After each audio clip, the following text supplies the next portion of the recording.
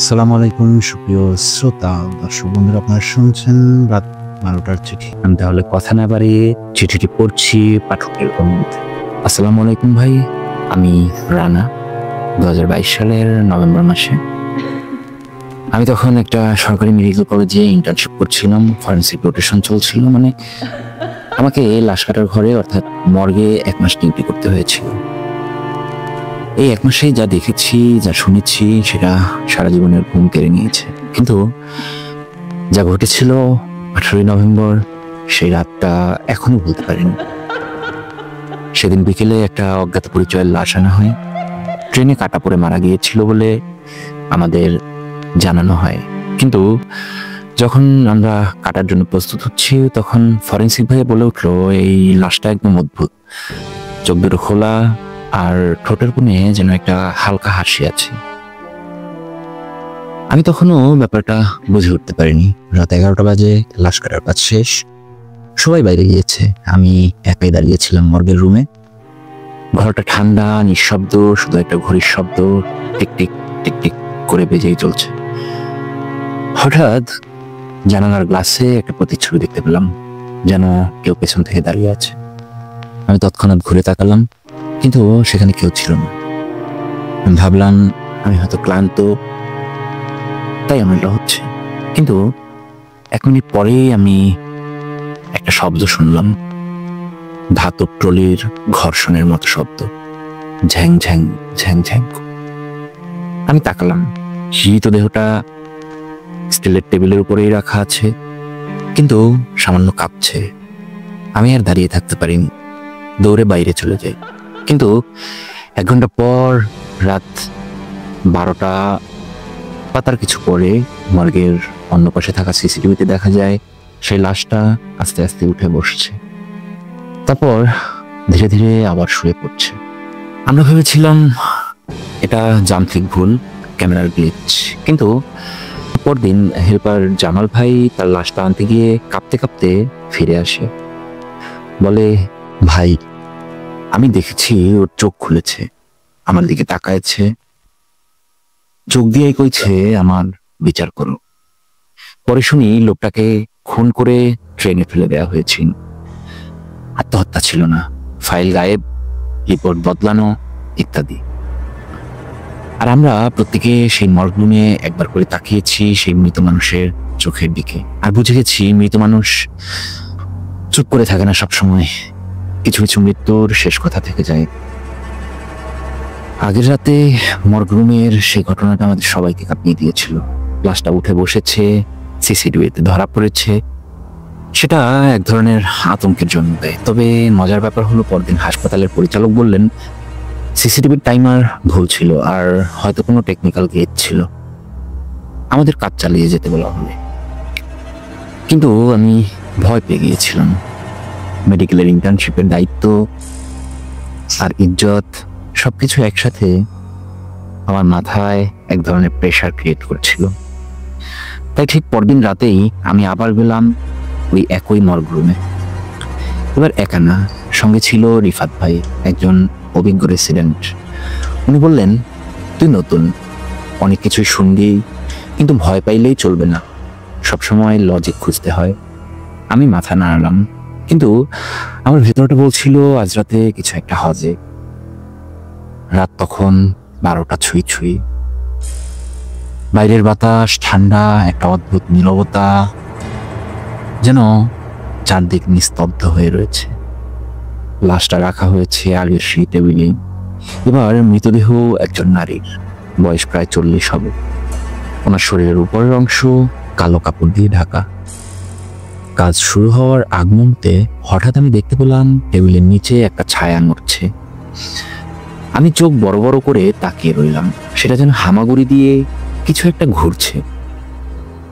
আমি কিছু বলার আগেই ছায়াটা হঠাৎ যেন থেমে গেল।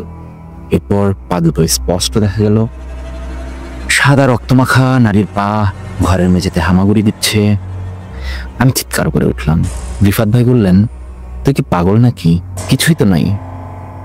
আমি তাকে টেনে বললাম, ভাই নিচে দেখেন, দেখেন না। তিনি নিচে তাকিয়ে বললেন, নিচে কিছু নাই।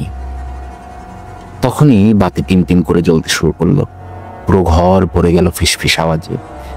আমারে কেউ চিনে নাই, কেউ চিনে নাই, আমি মরিনি আমি। এরপর টেবিলের উপরে থাকা সেই নারীর মৃতদেহটা আস্তে আস্তে একপাশে গড়িয়ে পড়ে। তারপর আমি জ্ঞান হারিয়ে ফেলি, আর তারপর কিছুই মনে নেই। পরদিন সকাল 7টায় আমার জ্ঞান ফেরে হাসপাতালের বিছানায়। রিফাত ভাই ছিল না। নার্স বললেন, আপনার সঙ্গে রাতে কেউ ছিল না, আপনি তো একাই ছিলেন মর্গে। আমি আটকে উঠলাম।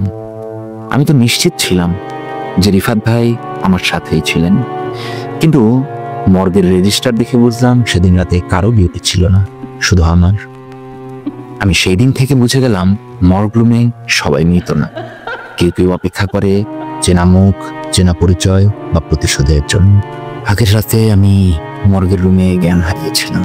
সকালে যখন চোখ খুললাম তখন আমি একটা বেডে, আর পাশে বসা একজন পুরনো নার্স। ওনার নাম শিরিন আপা, বয়স অনেক, চোখে চশমা, গলায় হালকা কাপা কাপা স্বর। আমি বললাম, আপা, আমি সেদিন একজন লাশের নিচে কিছু একটা দেখেছিলাম, একটা পা, একটা ছায়া। উনি একটু থেমে বললেন, যদি ওটা নারী হয় তবে সাবধান থাকিস, ওই মেয়েটার নাম মুখে আনিস না।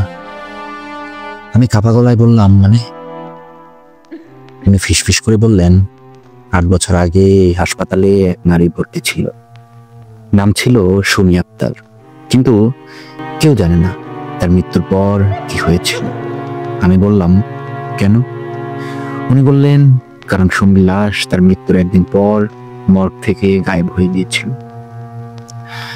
আমার গলা শুকিয়ে গেল। মানে লাশ ছিল স্টিলের টেবিলের উপর, কিন্তু পরদিন সকালে দরজা বন্ধ থাকার পরও টেবিল খালি ছিল। সিসিটিভিতে কেউ ঢোকেনি, কেউ বেরো হয়নি, শুধু একটা ছায়া যেন হামাগুড়ি দিয়ে বেরিয়ে গেল। আমি বিষয়টা মেনে নিতে পারছিলাম না, কিন্তু এর 3 দিন পর মর্গে আরেকটা নতুন লাশ আনা হয়, অগ্নিদগ্ধ। পোস্টমর্টেম রিপোর্ট করতে গিয়ে ঘটলো সবচেয়ে ভয়ঙ্কর ঘটনা। মেডিকেল রিপোর্টের জন্য যখন ছবি তোলা হচ্ছিল, ক্যামেরা দিয়ে ছবি তুলেই প্যাথোলজি ছেলেটা থমকে গেল। সে বলল, ভাই, ক্যামেরার ভেতর 3টি মুখ দেখায়, অথচ লাশ তো একটাই ছিল। আমরা ছবিটি দেখি, সত্যি একটা লাশ, পেছনে ঝুঁকে থাকা 2টি নারী মুখ, হুবহু সেই সুমি আক্তারের মুখ, এবং অন্যজন তার হুবহু সেই নার্স শিরিন আপা। কিন্তু শিরিন আপা তো 2 দিন আগেই মারা গেছেন, তার জানাজাও হয়েছে হাসপাতালের সামনে। তবে যার সঙ্গে আমি কথা বলেছি সেদিন সকালে তিনি কে ছিলেন? তারপর থেকে প্রতিটি রাতে ঠিক 12টার সময় মর্গ রুমের বাতি একবার টিম করে, তারপর রুমের ভেতর থেকে শোনা যায় নারীর কণ্ঠ। আমার নাম কে বলছে? কে আমার নাম বলছে? হাসপাতাল কর্তৃপক্ষ রুমটা বন্ধ করে রেখেছে এখন। বলা হয় কোনো এক ইন্টার্ন বা স্টাফ যেন রাত 11টার পরে মর্গে না থাকে, কারণ সেখানে কেউ নেই। অথচ কেউ হামাগুড়ি দিয়ে হাঁটে, কেউ মেঝেতে পা টেনে চলে, কেউ চোখ খুলে চেয়ে থাকে আর ফিসফিস করে বলে, আমার নতুন নাম ভুলে গেছো। এবার আরো এক ধাপ এগিয়ে ভয় আরো গাঢ় হলো, কারণ এবার নিখোঁজ হলো একজন ইন্টার্ন। ঘটনার শুরুটি হয় ঠিক এভাবে। তার নাম ছিল রাহিম।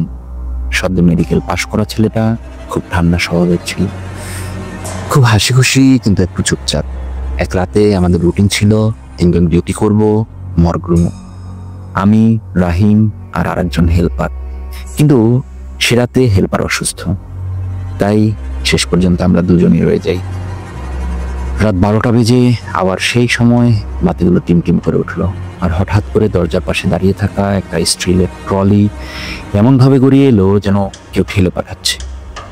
কিন্তু রাহিম সেটা দেখে কিছুই বলেনি, বরং সে এক দৃষ্টে তাকিয়েছিল এক মৃতদেহের দিকে। সে বলল, ভাই, ও আমাকে চেনে মনে হয়। আমি বললাম, কে? সে আস্তে করে বলল, এই লাশটা। ও সুমি আক্তার, ও আমাকে চেনে, কারণ আমি তখন ওই হাসপাতালে ছিলাম 8 বছর আগে। আমি থমকে গেলাম। মানে? রাহিম বলল, আমার মা ওর সঙ্গে একই ওয়ার্ডে ছিল। মা বলতেন এই মেয়েটার চোখে নাকি আগুন আছে, ও মরার পরও নাকি বোঝেন। আমি আর কিছুই বলিনি। আমরা তখন জানি না ওই রাতেই রাহিম নিখোঁজ হবে। পরদিন সকালে আমি জেগে উঠে নিজেকে নার্স রুমে আবিষ্কার করি, কিন্তু রাহিন কোথায়? মর্গ রুমে গেলাম, দরজা ভেতর থেকে বন্ধ। ডাকাডাকি করে ধাক্কা দিয়ে দরজা খুলছিল না। পরে স্টাফরা এসে তালা ভেঙে দরজা খুলে দিল। দেখি ঘরের মাঝখানে শুধু একটা সাদা চাদর গোছানো, যার চারপাশে রক্তের দাগ, কিন্তু কোনো লাশ নেই, আর রাহিনও নেই। হাসপাতালের সিসিটিভিতে দেখা যায় রাত 12:15 রাহিন একা মর্গ রুমে দাঁড়িয়ে আছে। তারপর হঠাৎ সে হাসে, তারপর মুখ নিচু করে একটা মৃতদেহের পাশে বসে এবং ক্যামেরা ব্লার হয়ে যায়। এরপর আর কিছুই দেখা যায় না। কেউ জানে না রাহিন কোথায় গেছে।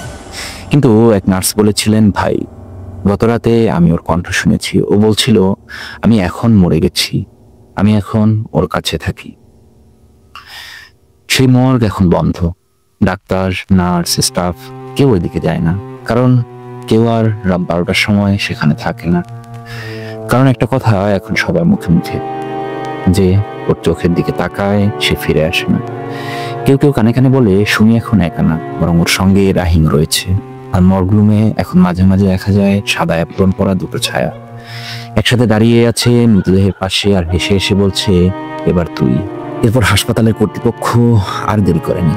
সিদ্ধান্ত হয় মর্গ বিল্ডিংটাই ভেঙে ফেলা হবে, কারণ কেউই আর ভেতর করতে চায় না, কেউ লাশ আনতে চায় না। আর প্রতি রাতেই 12টার সময় বাতি টিম টিম করে জ্বলে ওঠে, আর কে যেন বলে ওঠে, তুমি আমায় ভুলে গেছো, আমি এখনো মরিনি। মর্গ ভাঙার তারিখ নির্ধারিত হয় 12ই জুন, কিন্তু ভাঙার ঠিক আগের রাতে দুজন শ্রমিক সেখানে গিয়ে দরজায় তালা কাটতে যায়, কিন্তু 10 মিনিট পরই তারা দৌড়ে ফিরে আসে। একজন বলছিল, ভাই দরজা খুলতেই দেখি একজন নারী দাঁড়িয়ে, চোখ লাল, বলতেছে, আমার ঘর ভাঙিস না।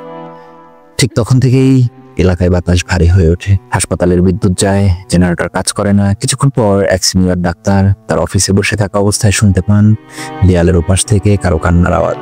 সিসিটিভিতে দেখা যায় বন্ধ ঘরের ভেতর আলো জ্বলছে, অথচ কেউ ঢোকেনি, কেউ নেই সেখানে। ভাঙার দিন অর্থাৎ 12ই জুন সকাল 9টা থেকে ভাঙার কাজ শুরু হয়। প্রথমে দেয়াল ধসে পড়ে, কিন্তু টেবিলটা যেটা 8 বছর ধরে ছিল, সেটা স্টিলের টেবিলটা একটুও নড়েনি।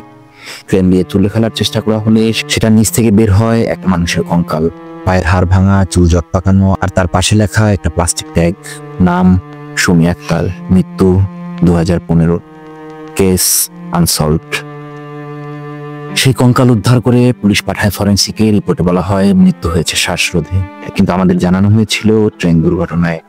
8 বছর আগে যে মামলা গায়েব হয়ে গিয়েছিল তার শেষ এখন খণ্ড প্রলাপ হয়ে ফিরে এসেছে স্টিলের নিচে থেকে। আর সেদিন রাতেই হাসপাতালের 4র্থ তলার নার্সরুমে একজন নতুন নার্স হঠাৎ চিৎকার দিয়ে উঠে বলে, ও আবার এসেছে, আমার খাটের নিচে হাঁটতেছে। ও বলতেছে, আমি মরিনি, আমি এখনো কাটবো।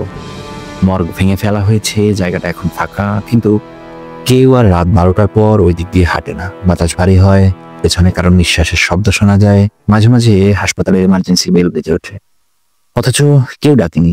একটা গল্প ছিল, একজন মেয়ে যার লাশ কেউ খুঁজে পায়নি, যার চোখ বোঝেনি, আর সেই চোখের ভেতর আবারও কেউ তাকিয়ে পড়লে ফিরে আসে না, কারণ মৃত্যুর থেকেও ভয়ঙ্কর হলো অন্যায়ের অভিশাপ। সুপ্রিয় শ্রোতা ও দর্শক বন্ধুরা, হয়তো এই গল্পটা এখানেই শেষ। হয়তো আপনি এখন নিঃশ্বাস ফেললেন, মনে করলেন এটা শুধু একটা ঘটনা, কিন্তু একবার কি ভেবে দেখেছেন, আপনি যখন মাঝরাতে হঠাৎ ঘুম ভেঙে গেলে, জানেন না কেন, বা কোনো দরজা চাপা শব্দ করে বন্ধ হয়, তখন কেউ চোখ মিলে আপনাকে দেখে, আপনি কি নিশ্চিত আপনার পাশে কেউ নেই? মর্গটা ভেঙে ফেলা হয়েছে ঠিক, কিন্তু যার মৃত্যু মেনে নেওয়া হয়নি, যার গলায় বাধা রইল ন্যায়ের না পাওয়া দড়ি, সে কি এত সহজে চলে যায়? হয়তো আজ রাত 12টায় আপনার ঘরের বাতিটাও একবার টিম টিম করে জ্বলে উঠবে, আর আপনি শুনবেন, তুমি আমার চোখে তাকিয়েছিলে। আপনি চাইলেও সেটি ভুলতে পারবেন না। সুপ্রিয় শ্রোতা ও দর্শক বন্ধুরা, সব মৃত্যু শেষ হয় না। কিছু মৃত্যু শুরু হয় শুধু চোখের চাহনিতে, কিন্তু ওর চোখ বন্ধ ছিল না। এই ছিল আমাদের আজকের রাত 12টার চিঠি। আপনার কাছে যদি এমন গা ছমছম করা ঘটনা থেকে থাকে, তাহলে আমাদেরকে ইমেইল করতে পারেন রাত 12টার চিঠি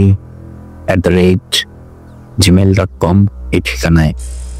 আপনারা সবাই ভালো থাকুন, সুস্থ থাকুন, সেই শুভকামনায় আজ বিদায় নিচ্ছি রাত 12টার চিঠিতে। রাত 12টার চিঠি। ভয় পেলে ভয় পাবেন।